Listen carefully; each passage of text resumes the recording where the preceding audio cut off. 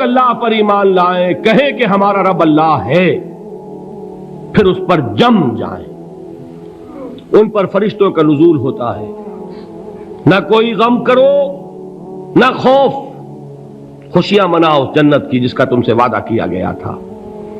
اللہ کی ربوبیت پر اطمینان جب انسان کو ہو جاتا، میرا رب اللہ ہے، ربی اللہ، انسان کے لیے نہ کوئی کھٹکا، نہ کوئی خطرہ، نہ کوئی خوف، نہ کوئی حزن۔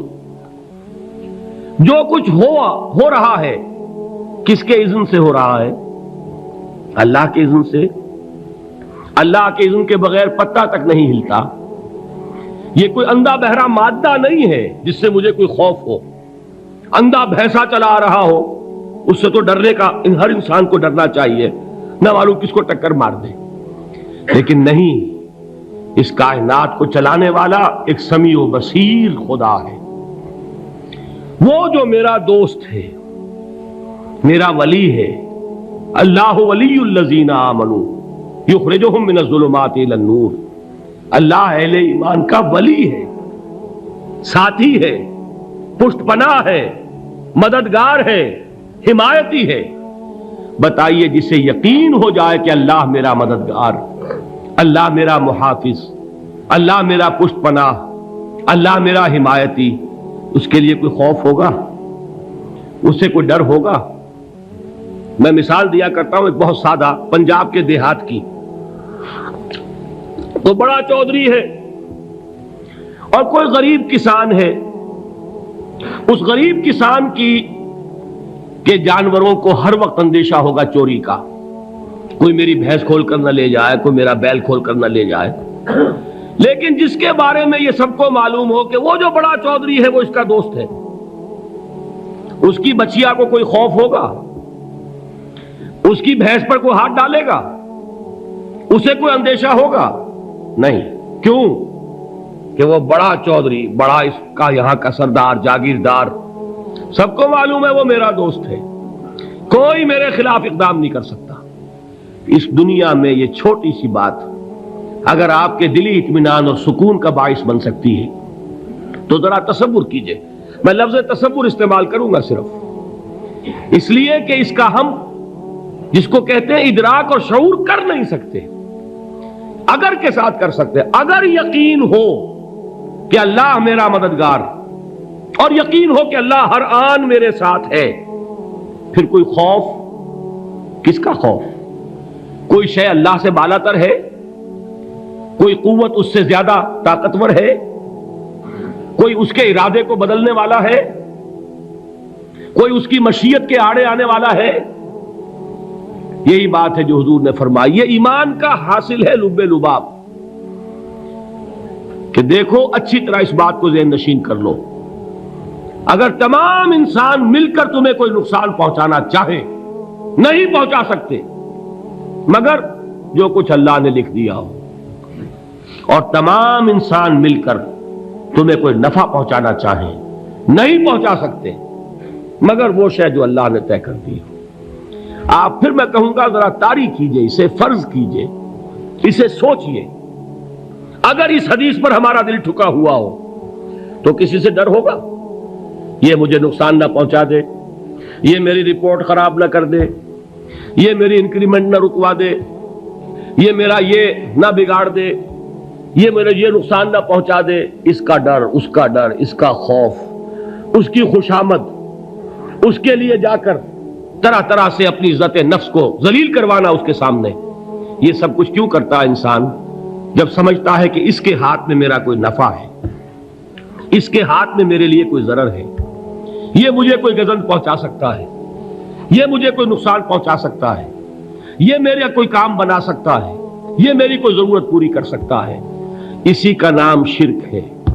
جہاں آپ نے یہ سمجھا کہ غیر اللہ کے اندر کوئی طاقت موجود ہے، وہی شرک ہے۔ بتوں سے تجھ کو امیدیں، خدا سے نو امیدی، مجھے بتا تو صحیح اور کافری کیا ہے؟ شرک تو یہ ہے۔ جس پر بھی تمہیں یہ خیال ہے، کلمہ ہے یہ کلمہ سوم، لا حول ولا قوت الا باللہ، ذرا اس پر دل کو کبھی اگر آپ تصور کریں، پھر فرض کریں، دل ٹھک جائے اس پر، کوئی طاقت نہیں۔ یہی بات تھی جو شیخ عبد القادر جیلانی رحمۃ اللہ علیہ نے اپنی وصیت میں اپنے بچے سے کہی.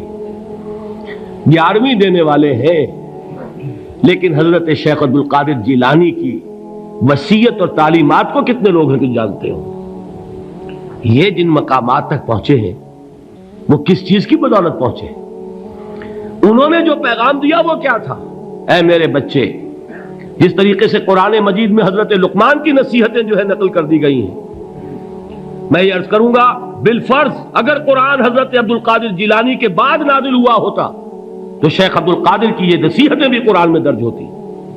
اتنی اونچی نصیحتیں ہیں. اے میرے بچے، اس حقیقت کو ذہن نشین کر لے، لا فاعل فی الحقیقت ولا مؤثر الا اللہ. اس کائنات میں نہ کوئی فاعل حقیقی ہے نہ مؤثر حقیقی ہے سوائے اللہ کے. کسی شے میں کوئی تاثیر نہیں اگر اللہ نہ چاہے. آگ جلا نہیں سکتی اگر اللہ نہ چاہے. پانی ڈبو نہیں سکتا اگر اللہ نہ چاہے. زہر ہلاک نہیں کر سکتا اگر اللہ نہ چاہے. کوئی چیز فائدہ نہیں پہنچا سکتی اگر اللہ نہ چاہے. تو در در پہ کیوں سر جھکاتے ہو؟ در در پر کیوں جبیں سائی کرتے ہو؟ سب کے سامنے کیوں ہاتھ پھیلاتے ہو؟ ایک اللہ سے مانگو، ایک اللہ کے سامنے زمین پر اپنی جبین رکھو. لا فاعل فی الحقیقت ولا مؤثر الا اللہ. نظر آتا ہے ہمیں کہ پانی پیاس بجھا دیتا ہے. پیاس بجھانے کی صلاحیت پانی میں نہیں ہے، اللہ کے اذن سے. کھانا بھوک مٹا دیتا ہے، بھوک مٹانے کی صلاحیت کھانے میں نہیں ہے، اذن رب میں ہے. دیکھیے یہی یقین تھا. حضرت موسیٰ علیہ السلام کا واقعہ یاد کیجئے. سامنے سمندر آ گیا ہے، قوم دیکھتی ہے پیچھے کہ گرد و غبار کا طوفان ہے. معلوم ہوا کہ فرعون اپنے لشکر سمیت آ گیا ہے. لشکر جب چلتا تھا تیز رفتاری کے ساتھ تو گرد و غبار کا جو طوفان اٹھتا تھا اس کا تصور کیجیے. اور لمحہ بلمحہ وہ قریب آ رہا ہے. پوری قوم نے کیا کہا؟ اے موسیٰ انا لمدرکون، اے موسیٰ ہم کو پکڑے گئے. قرآن مجید نے تو یہاں وہ باتیں نہیں لکھی ہیں، لیکن تورات میں یہ درج ہے کہ بنی اسرائیل جھگڑنے لگے، دست و گریبان ہو گئے موسیٰ کے ساتھ. موسیٰ ہمیں یہاں مروایا لا کر، اس سے تو ہم ہی بہتر تھے. وہاں کھانے کو ملتا تھا، زندگی تو تھی، بیگار ہم کر رہے تھے، موت تو نہیں تھی. اب جو کچھ ہوگا اس کا تصور کرو، جس طریقے سے ہمارے ٹکڑے اڑائے جائیں گے. تو لڑ رہے ہیں حضرت موسیٰ علیہ السلام سے. یہ تورات کی تفصیل ہے.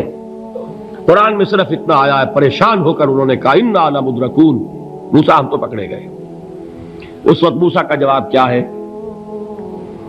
کلا ان معی ربی سیہدین. نہیں، میرے ساتھ میرا رب ہے، وہ راستہ دے گا. بتائیے کہاں راستہ نظر آ رہا ہے؟ یہ ہے ایمان بالغیب. راستہ نظر نہ آئے تب اللہ پر یقین ایمان ہے. جیب میں پیسے ہوں اور تب دل کو اطمینان ہے تو ایمان کس پر ہوا؟ پیسے پر، اللہ پر نہیں. جب وسائل و ذرائع نہ ہو اور پھر یقین ہو کہ اللہ مسبب الاسباب ہے، وہ اسباب کا پابند نہیں ہے، وہ اسباب کا محتاج نہیں ہے، اسباب اس کے محتاج ہیں. اگر یہ یقین ہے تو اللہ پر ایمان ہے. یہ نہیں ہے تو تمہارا ایمان اسباب پر ہے، وسائل پر ہے، ذرائع پر ہے، مادیات پر ہے، اللہ پر نہیں. اس وقت کہاں راستہ تھا؟ کوئی راستہ تھا؟ سمندر ہے اور ادھر سے لشکر آ گیا ہے. کلا ان معی ربی سیہدین. اب دیکھیے ایمان کہہ دینا آسان ہے، ہوا معکم اینما کنتم، جہاں کہیں بھی تم ہوتے ہو اللہ تمہارے ساتھ ہوتا ہے. لیکن اس کا یقین قائم ہو جائے تو زمین و آسمان کا فرق واقع ہو جائے. یہی بات ہوئی حضور کے ساتھ. غار ہے، چھپے ہوئے ہیں محمد الرسول اللہ اور آپ کے وہ یار غار ابو بکر صدیق رضی اللہ تعالی عنہ. اقبال نے حضرت ابو بکر کی شان میں چند اشعار کہے صرف، لیکن واقعہ یہ ہے کہ بھاری بھاری نظموں پر اور قصیدوں پر بھاری ہے. طویل ترین نظمیں اور قصیدے ہوں ان پر بھاری ہے. ہمت ابو بکر کی ہمت جو ہے کشت ملت را چو ابر، جیسے بارش سے کھیتی اپجتی ہے، ابو بکر کی ہمت اور عزیمت اس امت کو اسی طرح سینچنے والی ہے۔ ثانیے اسلام و غار و بدر و قبر، وہ دوسرے تھے اسلام میں، دوسرے پہلے کون تھے؟ انا اول المومنین، حضور فرماتے ہیں سب سے پہلا ایمان لانے والا میں، دوسرے ابو بکر۔ ویسے ہمارے ہاں یہ چلتا ہے اختلاف، حضرت علی پہلے ہیں کہ حضرت ابو بکر پہلے ہیں، لیکن اس میں بڑی خوبصورت تطبیق قائم کی ہے علماء نے، اور بہت صحیح ہے۔ چار کے بارے میں فیصلہ ہی مت کرو کہ کون پہلے ہے، ان کی ایک عجیب تقسیم کر دی ہے۔ آزاد مردوں میں، بالغ مردوں میں سب سے پہلے ابو بکر، بچوں میں سب سے پہلے علی، خواتین میں سب سے پہلے خدیجہ، اور غلاموں میں سب سے پہلے زید ابن حارثہ۔ بڑی پیاری تقسیم ہے، یہ چاروں ہی پہلے ہیں، ہر ایک کے لیے اولیت ہے۔ اور واقعہ یہ ہے کہ اگر زمانی اعتبار سے تعین ہوگا تو پہلے خدیجۃ الکبریٰ آئیں گی رضی اللہ تعالی عنہ، کسی اور سے بات کرنے کی نوبت بعد میں آ سکتی ہے، پہلے تو اہلیہ محترمہ سے بات ہوئی، آتے ہی پہلی وحی ہوئی ہے، ابھی تبلیغ کا حکم نہیں تھا، کس کو بتایا واقعہ؟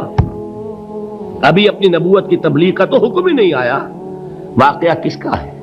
وہ خدیجہ کا ہے۔ جب کہا ہے کہ خشیت علی نفسی، مجھے اپنی جان کا اندیشہ ہے، تو کیا جواب دیا خدیجہ نے رضی اللہ تعالی عنہا؟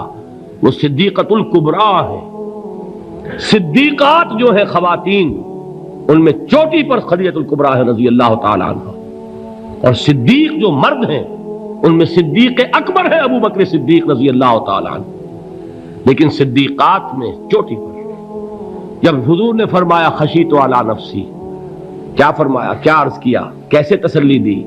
نہیں نہیں، اللہ آپ کو ضائع نہیں کرے گا، آپ غریبوں کے ہمدرد ہیں، آپ مساکین کے تکالیف رفع کرنے والے ہیں، آپ بیواؤں کی سرپرستی کرتے ہیں، آپ مسافروں کی خدمت کرتے ہیں، اللہ آپ کو ضائع نہیں کرے گا۔ یہ یقین ہے اس خاتون کے اندر۔ خیر وہ ایک علیحدہ بات ہو جائے گی۔ میرے دل پر حضرت خدیجہ رضی اللہ تعالیٰ عنہ کی شخصیت کا بڑا گہرا نقش ہے، جو وہ کوئی اور ہی وقت اور موقع ہوا تو بیان ہوگا۔ بہرحال اقبال نے ایک مصرے میں جو چار اولیتیں جمع کر دی ہیں، ہمتیں او کشت امت را چو ابر، ثانی اسلام و غار و بدر و قبر۔ اسلام میں حضور کے بعد پہلے کون؟ ابو بکر۔ غار میں حضور کے ساتھ کون؟ ابو بکر۔ بدر کی رات اللہ کا رسول سربسجود، وہ جھاڑ، وہ گھاس پھوس کی جو جھوپڑی بنائی گئی تھی، اور وہاں تلوار ننگی لے کر پہرا دینے والا کون؟ ابو بکر۔ اور اس حجرہ عائشہ میں محمد کے بعد سب سے پہلے دفن ہونے والا کون؟ ابو بکر رضی اللہ تعالی عنہ وصلی اللہ علیہ وسلم۔ وہ جو معاملہ میں سنا رہا تھا غار ثور کا، حضرت ابو بکر بھی حضور کے خیال سے لرز گئے ہیں۔ آپ کو یاد ہوگا کہ جا کر پہلے تمام جتنے سوراخ تھے انہیں بند کیا ہے، ایک سوراخ رہ گیا تھا جس کو بند کرنے کے لیے کوئی کپڑا نہیں تھا، وہاں اپنی ایڑی رکھی ہے، تب کہا ہے حضور سے تشریف لائیے، اور اپنے زانو پر حضور کو لٹایا ہے، اور وہاں کسی موذی جانور نے کاٹا ہے، حضور کی آنکھ لگ گئی تھی، اس وقت اس بل کے اندر جو بھی بچھو ہے کیا ہے واللہ عالم، اس نے کاٹا ہے، اس کی تکلیف کی وجہ سے ابو بکر کی آنکھوں سے آنسو ٹپک گئے، حضور کے چہرے مبارک پر پڑے ہیں، تو حضور جاگے ہیں، معاملہ کیا ہے؟ ایڑی نہیں ہٹائی وہاں سے، مبادا وہ جانور وہاں سے نکل کر محمد الرسول اللہ کو کوئی گزن پہنچا دے، ابو بکر کی ایڑی ہے، جس طرح چاہے کھا لے، ختم کر دے، جان نکل جائے تب کوئی آنچ آئے محمد پر تو آئے، لیکن جیتے جی نہیں۔ وہ ہے ابو بکر حضور کے خیال سے۔ اس وقت حضور نے پھر اپنا لعاب دہن لگایا ہے، اور اس سے پھر آپ کی تکلیف ختم ہوئی۔ جیسے خیبر میں حضرت علی کی آنکھ دکھ رہی تھی، اس کو جو شفا حاصل ہوئی ہے وہ بھی حضور کے لعاب دہن سے ہوئی۔ تو بہرحال اس وقت انہوں نے کہا ہے کہ اے نبی یا رسول اللہ، اگر اس وقت ان میں سے کسی نے غیر ارادی طور پر بھی اپنے قدموں کی طرف جھانک لیا تو پکڑے جائیں گے۔ کیا جواب تھا اللہ کے رسول کا؟ لا تحزن ان اللہ معنا، اللہ ہمارے ساتھ ہے، کیوں گھبراتے ہو ابو بکر؟ یہ ہے ایمان باللہ، میرا مالک اللہ، میرا رازق اللہ، میرا محافظ اللہ، میرا مددگار اللہ، میرا پشت پناہ اللہ، میرا دوست اللہ۔ یہ دوستی ہے اللہ کی جو لب لباب ہے، حاصل ہے ایمان کا، اسی کا نام ولایت ہے۔ اولیاء اللہ کے سروں پر سینگ نہیں ہوتے، جس کے دل میں ایمان راسخ ہو چکا ہو وہی اللہ کا ولی ہے، جسے اللہ پر یقین ہو چکا ہے وہی اللہ کا ولی ہے، جسے یقین ہے اللہ میرے ساتھ ہے، میرا مددگار، میرا پشت پناہ، میرا ساتھی، میرا دوست، میرا محبوب، میرا محب۔ اللہ اہل ایمان سے محبت کرتا ہے۔ واللہ یحب الصادقین، ان اللہ یحب الذین یقاتلون فی سبیلہ صفا کانہم بنیان مرصوص۔ اللہ محبت کرنے والا، اہل ایمان محبوب، اور اہل ایمان محبت کرنے والے اللہ محبوب۔ والذین آمنوا اشد حبا للہ۔ آپ تصور کیجئے جسے یہ رشتہ ایمان یا رشتہ ولایت حاصل ہو جائے، الا ان اولیاء اللہ لا خوف علیہم ولا هم یحزنون، آگاہ ہو جاؤ، اللہ کے دوستوں کے لیے نہ کوئی خوف ہے نہ کوئی حزن ہے۔